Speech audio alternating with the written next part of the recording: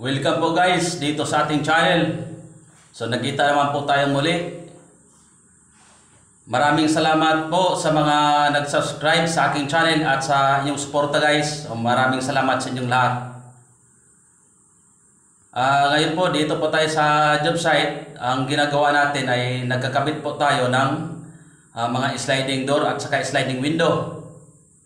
Pero bago ang lahat guys, bago tayo magpatuloy sa ating ginagawa, shout out pala kay Sir Kim Madilo ng Paranaque.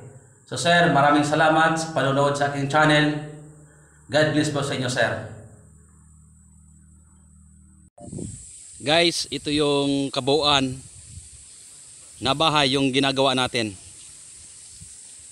Bali guys, Pornia po yung may-ari nito. Ayan yung kabuuan na bahay na pinag-installa natin guys.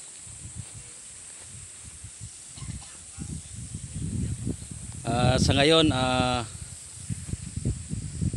ongoing pa rin yung construction nito guys. Hindi pa siya tapos yung building niya. Ito yung swimming pool niya guys. Pag natapos na ito, sa ngayon ginagawa pa lang, so hindi pa siya tapos. Bali guys, yung pisto dito nasa tuktok to ng bundok guys. Ito kasi yung kadalasan ng mga gusto ng mga foreigner na yung mga tinatawag nila na overlooking.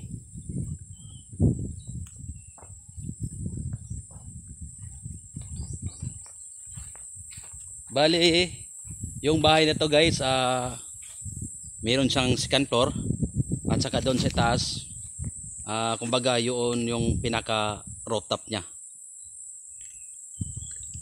Ito yung pagkakabitan natin, itong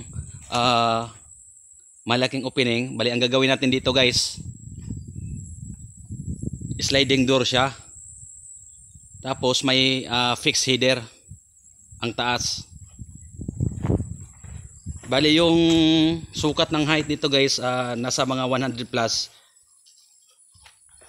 Kinukuha lang natin yung standard ng sliding door na 210 cm. So ayan, mahaba po yan.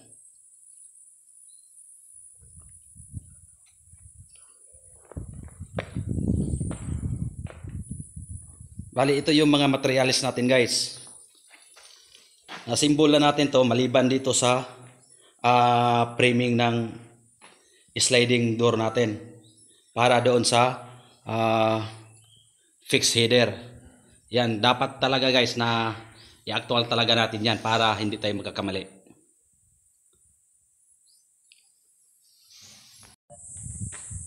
So ito yung bintana guys na pagkakabitan natin. Yung ilalagay natin dito, slide up yung ginagawa natin guys.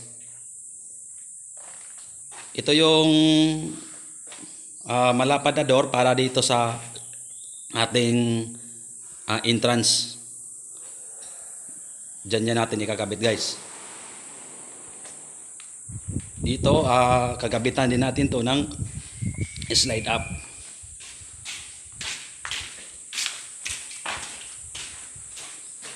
And guys, medyo marami-rami to. Mga sliding siya guys. Yung gamit natin dito guys, CB98 series section. So ito yung slide up natin na ina-symbol. Bali, ready na to guys na para ikabit natin sa opening ng bintana. Ayun guys, ikutin pa natin to. Ito na yung pinaka-exit niya guys.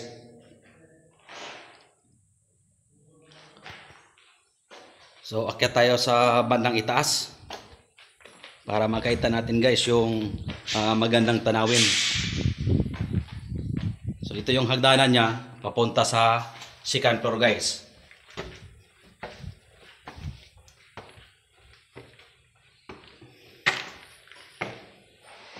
Ayan, may opening pa rin. Bali, ang gagawin natin dito, fixed glass yan, gamit ang SOBC. So mamaya kakabitan natin yan.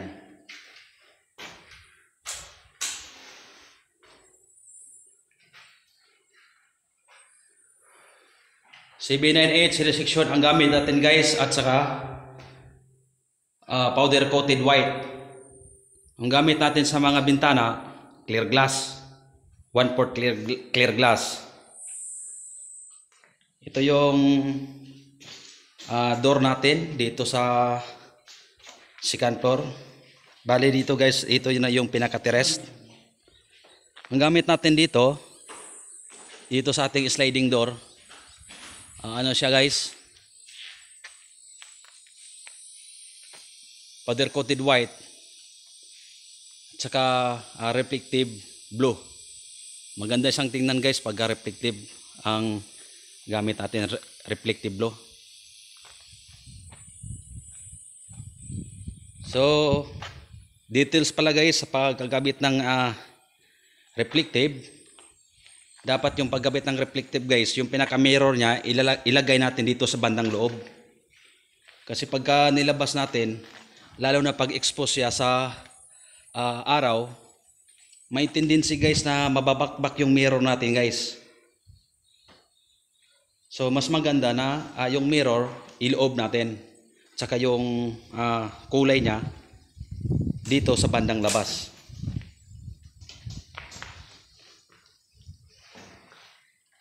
So hanggang dito lang muna tayo guys. Hindi pa tapos ang trabaho na to, ipagpatuloy pa natin. Kung mayroon man kayong katanungan, so mag-comment na lang po kayo para mas lalo po kayong maintindihan guys. Maraming salamat sa inyong panonood.